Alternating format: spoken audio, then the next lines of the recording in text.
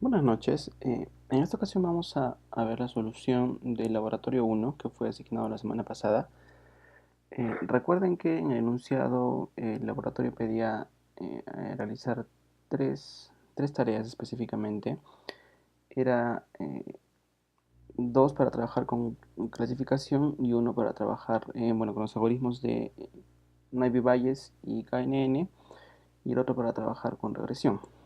¿Sí? Entonces, bueno, acá les voy a presentar la solución. En realidad he trabajado dos de ellos porque solamente hay que cambiar el clasificador. El primero es para la parte de clasificación y el segundo es para la parte de regresión. ¿Ok? Lo importante que hay que recordar, bueno, entre varias cosas, al momento de elegir el dataset, se dijo que teníamos que elegir un dataset que específicamente sea diseñado para clasificación. ¿Ok? Y en el otro caso para regresión. Entonces, en la página de repositorio que les di, que es la de la Universidad de California en Irving, hay que coger específicamente ese tipo de datasets. Entonces, entre todos los que están disponibles, para ese caso he utilizado el dataset adult, que más o menos trata de predecir cuánto gana una persona en relación a diversas características. Entonces, si más o menos, bueno, vemos acá, las características son la edad, el tipo de trabajo que tiene, la educación, el estado civil, la ocupación, etcétera, ¿no? Y lo que hay que predecir en este caso específico es si es que esa persona, dadas esas características, va a ganar menos o más de $50,000 al año. ¿Ok? Entonces, lo primero que hacemos acá sería elegir un operador para extraer los datos, que sería este de retrieve, y lo configuramos para elegir dentro de mi repositorio el dataset adult. Luego es importante no olvidarnos de establecer el rol, ¿no? En donde vamos a indicar que la variable en este caso llamada income, que es el ingreso anual, tiene que ser de tipo label. ¿Sí? Es importante establecer eso. Luego, bueno, antes de hacer todo el proceso de entrenamiento, recordemos como parte de, cuando hicimos la clase en general de clasificadores, dijimos que se dividía principalmente en tres etapas. El entrenamiento, que era el modelo, el aprendizaje, que era mejorar ese modelo a través de un conjunto de validación, y el testing o la clasificación propiamente dicha, que era para clasificar elementos nuevos. Entonces también dijimos que cuando teníamos datasets de entrenamiento, como es el caso de Adult, lo que había que hacer primero era separar una parte y no utilizarla ni en el entrenamiento ni en el aprendizaje, sino que se dejaba para la etapa de testing final. Entonces eso es lo que hacemos primero acá. Utilizamos un operador llamado split data y lo que hacemos es configurar para que me separe, por ejemplo, 80% y 20%. Entonces, de este 80% va a entrar luego un proceso de cross validation, que en un momento vamos a ver por qué se utiliza, y el otro 20% se va directamente a la etapa final de aplicar el modelo. Entonces, antes de ver esto, entramos en la parte de cross validation. En realidad, no tenía que ser necesariamente cross validation, había otra alternativa que es el split validation, que también lo podemos encontrar acá. Split validation, que está por acá. Que en realidad lo que hace es partir el conjunto de entrada, que es el 80% que sale de acá, pero utilizarlo para entrenar y para aprender. Entonces podría haber sido ese de acá o podría haber sido el cross validation. La ventaja es que el cross validation, como vamos a ver en las próximas clases, es que me permite realizar un proceso de validación intercalando grupos, ¿no? Entonces básicamente lo que hacemos es configurar en el cross validation, que se va a dividir en 10 partes, ¿no? Que le llaman faults. Entonces, en este caso, recibiría el nombre de 10-fold cross validation. ¿Qué significa eso?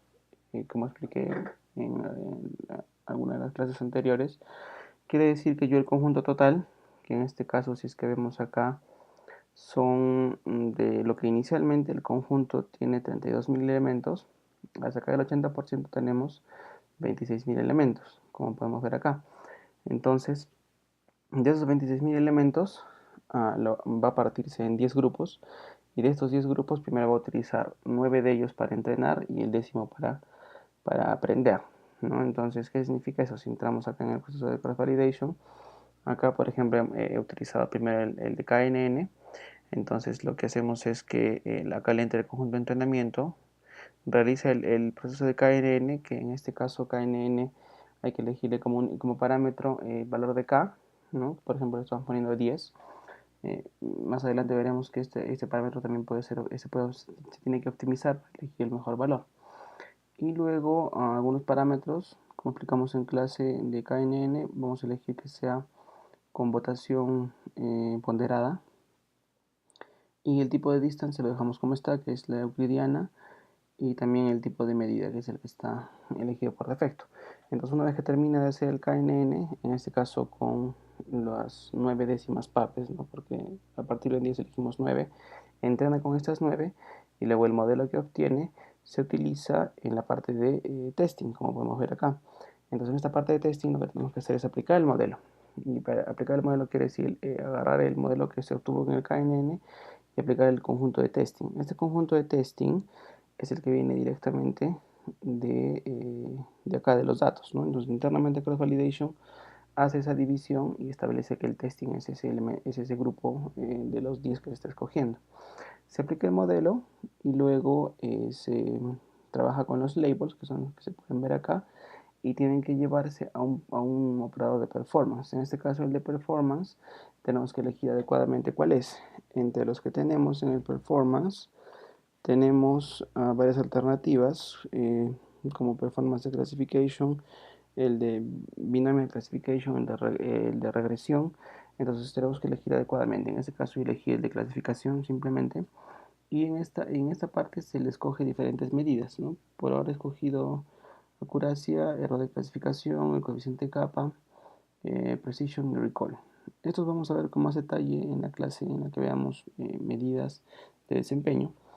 Pero lo que hacemos es mostrar esto como resultado del cross validation. Entonces, este proceso se va a repetir 10 veces, intercalando cuál es el conjunto utilizado para testing. Y después de que termina, de los 10 va a escoger el que tenga mejor desempeño y es el que finalmente sale como el modelo acá en la salida de este operador. Entonces, este modelo se utiliza en un operador nuevamente de aplicar modelo, es decir, vamos a utilizar el modelo escogido y en este caso vamos a utilizar data proveniente del split, es decir, el 20% que reservamos, ¿no? Si bien es cierto que acá dice que tiene que ser data no rotulada, ¿no? Pero lo que podemos hacer es darle una data que sí está rotulada, que es la que tenemos acá, pero después de que la utilizamos en el aplicar modelo, lo pasamos al performance para que podamos medir el desempeño, es decir, si es que el resultado obtenido es igual o diferente o parecido al original, ¿no? Que en este caso sería el label correcto. Entonces después pasamos al performance y pasamos al resultado final. Entonces, démonos cuenta que este proceso de acá se repite varias veces, mientras que este de acá se realiza una sola vez con el modelo final. Entonces acá veríamos las tres partes del proceso de clasificación que se vio en clase. Vamos a ejecutar este proceso, sí, aunque demora un poquito por lo que estamos utilizando. Recuerden que en este caso, que es el KNN, al trabajar con K igual a 10, lo que hace es calcular, para cada elemento tiene que calcular los 10 vecinos más próximos y quedarse con el que es el más próximo. Y quedarse con la clase más frecuente. Entonces, ese proceso es largo y demora tiempo para comenzar. Tenemos una gran cantidad de elementos y en segundo lugar estamos calculando los más cercanos, ¿no? Y recordamos que este algoritmo era un algoritmo de tipo perezoso o lazy training. Eso significa que en realidad en la etapa de entrenamiento no hace nada y solamente en la parte de la clasificación es donde calcula los elementos más cercanos. Por eso es que se demora. A diferencia del bayesiano, como vamos a ver en un momento, que no demora prácticamente nada. Ok, entonces ya estamos por el 72%, está por terminar. Y en un momento vamos a ver como resultado el resultado del cross validation y el resultado también del performance del cross validation y por otro lado el resultado del performance del testing final, que es esta parte de acá abajo. Entonces está ya por terminar, ok. Y perdón, también en la parte de aplicar modelo toma un cierto tiempo porque, bueno, acá demora más porque lo hizo con un 80% y acá hace con el 20%. Este 20% estamos hablando de... ¿cuántos elementos son? No estoy ejecutando, no puedo ver. Estamos hablando de cerca de 9000 elementos, si no me equivoco, no, 5000, sí, 9000 elementos. Entonces, entre los resultados, lo que tenemos acá es, nos vamos por la parte de performance, perdón, acá. Entonces vemos que el resultado final ha sido de 79%, 79.85%. Este resultado es el performance obtenido del proceso final, no del cross validation. El cross validation es el que tenemos por acá. La diferencia, si es que vemos los dos casos, es que el del cross validation tiene un más menos, ¿no? Y eso de acá es ¿por qué? Porque se hizo 10 ejecuciones completas del método, entonces este más menos es la variación que tenemos entre esas 10 acuracias obtenidas. ¿Ok? Y acá en este caso estamos viendo también el error de clasificación, que sería el complemento de la acuracia, el coeficiente kappa, precision y recall, ¿sí? Que lo explicaré más adelante para tener una mejor idea de lo que estamos haciendo. ¿Ok? Entonces, en este caso es 78% de acuracia con el modelo KNN con K igual a 10. ¿Ok? Y recordamos que ha tomado aproximadamente unos 1 o 2 minutos en ejecutarse. ¿Ok? Entonces, en esta matriz que vemos acá, lo que estamos viendo es cuántos elementos que han sido predecidos como, perdón, que sí, que la predicción me dice que gana menor o igual a 50.000. Realmente es su clase correcta, y en este caso sería 18.891. Y mientras que los de acá, vemos que 4.696 es el porcentaje que cometió el error, porque dijo que era de menor o igual a 50.000 y en realidad era mayor a 50.000. De igual modo acá, la predicción es mayor a 50.000 y lo correcto era menor a 50.000, que son 815. Y si la predicción decía mayor a 50.000 y realmente era mayor a 50.000, son 1.600. Entonces, para comenzar, acá vemos que hay un desbalance entre las clases, porque tenemos 18.000 elementos de la clase menor o igual a 50.000 y 1.600 de la clase mayor a 50.000. ¿Ok? Y acá vemos también las tasas de acierto por cada clase, que es el 80% y el 66%, y el 95 y el 25, que también tienen que ver con las medidas de precision y recall. ¿Ok? Entonces, con eso vemos el resultado del cross validation, y en el caso del performance, ¿no? Que no tiene más menos, se refiere al que en el diseño era el performance final sobre los 20.000, en este caso son 6.500 elementos. Entonces, sobre los 6.500 elementos, el porcentaje de acierto fue 79.85%. ¿Sí? Entonces fue un poquito mayor que el del cross validation. Ese sería el resultado final con KNN. Ahora, para ver la solución con Naive Bayes, el proceso es exactamente el mismo. Solamente lo que hacemos es cambiar en el cross validation, en lugar de utilizar KNN, lo vamos a reemplazar por Bayes, específicamente Naive Bayes. Entonces eliminamos y lo reemplazamos con el Bayes, el entrenamiento, y el modelo lo utilizamos acá para la evaluación. Y en el caso de Naive Bayes, recordemos que no tenía parámetros, simplemente lo que sabíamos que hacer, lo que teníamos que hacer era calcular la probabilidad de cada clase y la probabilidad a priori y a posteriori, y asumiendo una cierta distribución en cada tipo de atributo. Entonces no requiere parámetros y lo que hacemos simplemente es ejecutar. Ahora, la ejecución fue muchísimo más rápida, como podemos ver, y si recordamos, la acuracia en el caso de KNN era cerca del 79%, con K igual a 10. En el caso de Naive Bayes, la acuracia es mayor, el proceso es mucho más rápido y la acuracia es mayor. Entonces, en este caso específico, Naive Bayes es mucho mejor que KNN. Obtiene mejor acuracia, o sea, mejor tasa de acierto, y se demora mucho menos. Ok, si vemos la matriz, también vemos el mismo resultado. Este de acá es, recordemos, el de la clasificación final, y el del cross validation, que también es similar, tiene más o menos 0.78.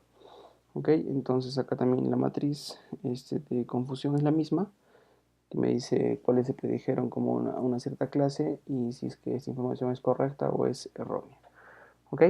Entonces, y en el caso del el error de clasificación es el complemento de la acuracia, y las medidas de precision y recall se refieren a qué tan, en el caso de precision es qué porcentaje de los resultados que obtuvimos son correctos, y en el caso de recall es de todos los que eran correctos, cuántos obtuvimos. ¿Ok? Entonces, eso también puede generarse como curvas, que eso lo vamos a ver más adelante. ¿Ok? Entonces, ese sería el proceso en el caso de la clasificación, y esos serían los resultados obtenidos. Ahora, en la parte de regresión, el proceso es similar. La única diferencia es, bueno, entre las diferencias principales está que voy a utilizar otro dataset, que en este caso es el de BikeShare, ¿ok? Y acá, antes de pasar a establecer el rol, tengo que pasar por un operador de selección de atributos, que lo que hacemos acá es elegir un subconjunto de los atributos, acá en esta opción, y voy a elegir algunos de los atributos. Okay, en algunos casos me han presentado soluciones en las que solamente me eligen un atributo. ¿Sí? ¿Por qué? Porque lo que han hecho ha sido basarse solamente predecir. Al elegir un solo atributo, estamos indicando que solo la predicción la vamos a realizar en base a una variable. ¿Ok? Entonces, no es que esté mal, pero lo ideal es utilizar todas las variables. Entonces, en realidad se debería de utilizar un subconjunto de los datos. Ahora, ¿por qué es un subconjunto? Porque el algoritmo de regresión solo trabaja con datos numéricos. Entonces tenemos que dejar de lado los que no son numéricos, que en este caso es el date day. Tenemos que dejar de lado el atributo instant, que es un correlativo. Y tenemos que dejar de lado el atributo casual y registrado, que en realidad están correlacionados con el atributo CNT.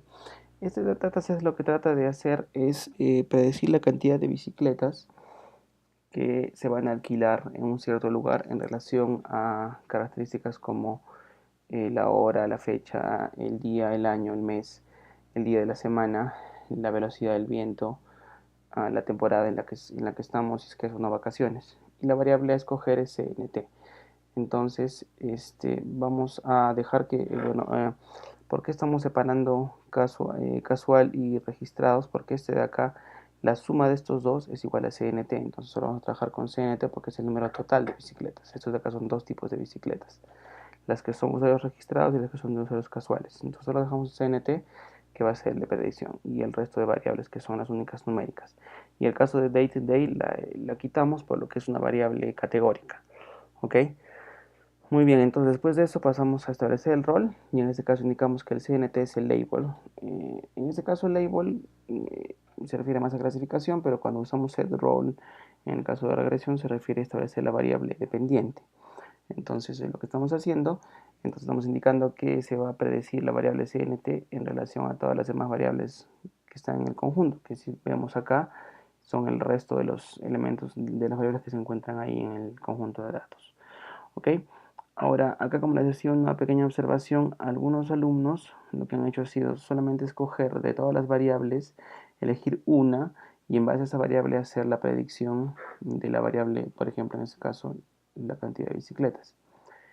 Ese modelo es un modelo más simple, ¿ok? Probablemente han obtenido resultados más altos si es que hay una correlación mayor, pero en realidad la idea era poder probar con todos los elementos, con todas las variables, ¿ok? Que sería ahí la diferencia sería, al elegir una sola variable sería una regresión con un solo valor, es decir, monovariada, mientras que al elegir varias variables sería multivariada, ¿ok? Pero esa diferencia no es muy grande en realidad, es solamente para poder probar. Es interesante que prueben varias alternativas. Entonces, después de establecer el rol, otra vez partimos la data. Acá es igual, está 80 y 20, y acá el tipo de muestreo es aleatorio. Y luego también pasamos a un proceso de cross validation, que en este caso vamos a utilizar una regresión. Acá estuve haciendo pruebas con la regresión polinómica, pero demora demasiado. Demora por lo menos media hora en ejecutarse. Entonces la voy a cambiar vamos a utilizar solo para mostrar acá rápidamente la regresión lineal, ¿ok? Que es el operador linear regression. Lo único que hacemos es conectar el conjunto de entrenamiento con el de acá y obtenemos el modelo al modelo de acá. Funciona igual que en el otro caso. Al hacer cross validation con 10 folds, lo que estamos haciendo es 10 fold cross validation, que igual parte en 10 partes ese conjunto y luego hace 10 ejecuciones rotando el conjunto utilizado para aprender. Y luego aplicamos el modelo y sacamos el performance. Ahora, una diferencia acá es que tenemos que utilizar el performance, pero de regresión. ¿Okay? En los operadores de regresión tenemos, de performance, tenemos el performance de regression, es el que tenemos que utilizar. ¿Ok? Y lo demás funciona igual. Después sacamos un modelo que es el que mejor resultado obtuvo del cross validation.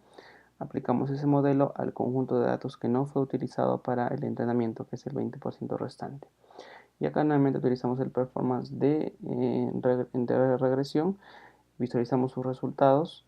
Al colocarle acá el performance, nos va a decir, por ejemplo, la diferencia del error medio cuadrado.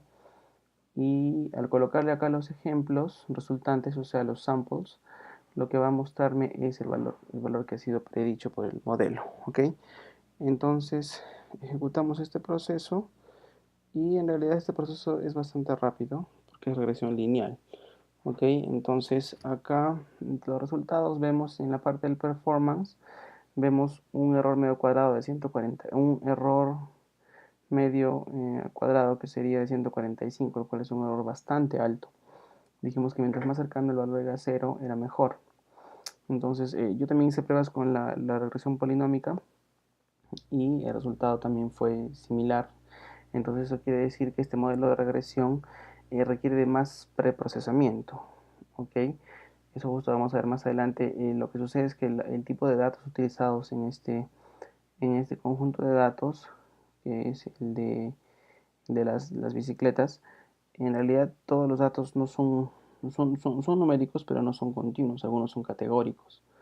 Entonces, lo que sucede con eso, ¿no? Por ejemplo, el año, el mes, la hora sí son continuos, pero el, el día de la semana, o si es que es un día laboral, o si es que es un feriado o no, esos son valores categóricos, entonces hay que trabajarlos de diferente manera. ¿Ok? Acá, por ejemplo, a lo que me refería más antes era, si es que de este conjunto de datos vemos la parte de, bueno, de estadísticas o de gráficos. Podemos utilizar, por ejemplo, el gráfico scatter matrix, que lo que me permite hacer sería, perdón, vamos a ver el tipo scatter.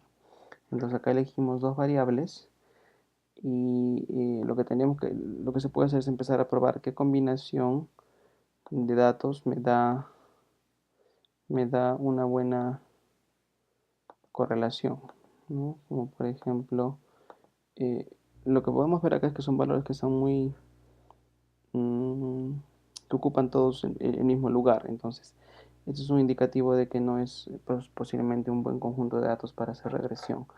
Por eso es que en realidad los resultados no son como se esperaba. ¿Ok? Pero bueno, en todo caso, el proceso es ese.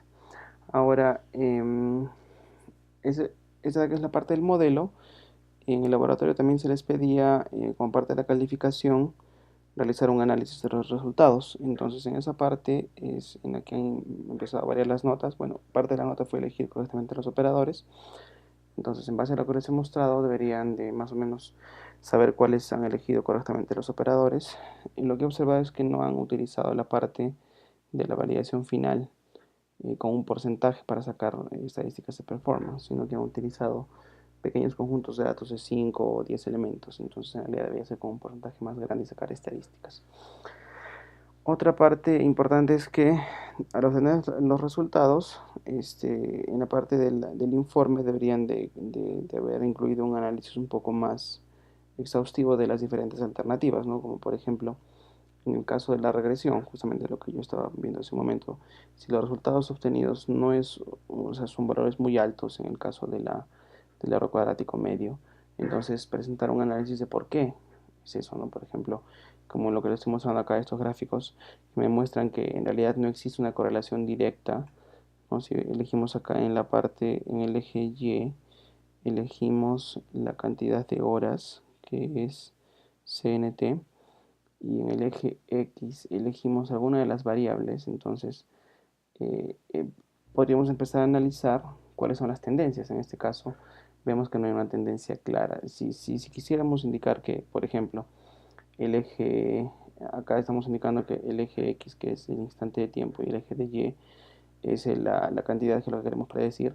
Si para que sea una regresión lineal tendría que ser acá el conjunto de puntos formar idealmente una línea. Entonces, por ejemplo, con el atributo instante no es correcto. Con el atributo día tampoco, aunque no lo estamos utilizando. Con el atributo temporada, en realidad acá tampoco. Vemos que hay muchos datos en todas las cantidades. En el atributo año, en realidad solo hay dos valores, entonces no es mucho. Entonces acá hay un problema que es justamente el hecho de ser categorías. Como podemos ver acá, no son valores continuos. Ok, entonces en relación a la temperatura, acá vemos que hay una distribución un poco mejor, ¿no? Entonces en relación a la humedad también, pero si es que nos damos cuenta, en ninguno de estos casos existe una relación directa entre estas, o sea, no hay una relación lineal. Entonces, para comenzar, ese modelo no va a resultar bien con la regresión lineal. La polinómica podría ser, pero también va a ser demasiado complicada y no va a dar resultados tan certeros. ¿Ok? Entonces, en realidad, justamente eso hace que sea, en este caso específico, no es probablemente una buena elección del dataset, ¿no? Pero lo utilizo para mostrar justamente esas posibilidades. Entonces, ese tipo de análisis es el que no he visto en los informes, por eso es que en algunos casos he colocado un poco menos de puntaje. Ok, entonces en la parte de acá también, en el example set del apply model final, podemos ver los valores de predicción en relación al valor real. Y acá es donde nos damos cuenta realmente que es completamente distinto. Mientras que el valor real es 13, el valor de predicción es menos 33. En este caso 65 valor real y predicción 120. Entonces, en realidad, en pocos casos es real. Por ejemplo, acá sí, ¿no? 44 valor real y predicción 50. Es más o menos correcto. Valor real 157 y predicción 146. 157, predicción 152. En algunos casos sí es correcto, pero en la mayoría de casos no. Entonces ahí tenemos problemas con el tipo de los datos en realidad. De preferencia hay que escoger datasets que tengan datos numéricos, pero numéricos continuos, no datos numéricos categóricos, que son los datos discretos. Ok, entonces esa sería la solución. Y hay que considerar todo este tipo de aspectos. Ahora también la siguiente lección que veremos es el preprocesamiento. Acá también, para mejorar este tipo de resultados se pueden utilizar varios operadores de preprocesamiento, como la normalización o elegir datos faltantes o detectar outliers, etcétera, que nos van a permitir trabajar y obtener mejores resultados. O cómo tratar los datos categóricos o los datos discretos y continuos. Ok, entonces esa sería la solución. Si tuvieran cualquier consulta la pueden hacer por correo electrónico. Muchas gracias por la atención.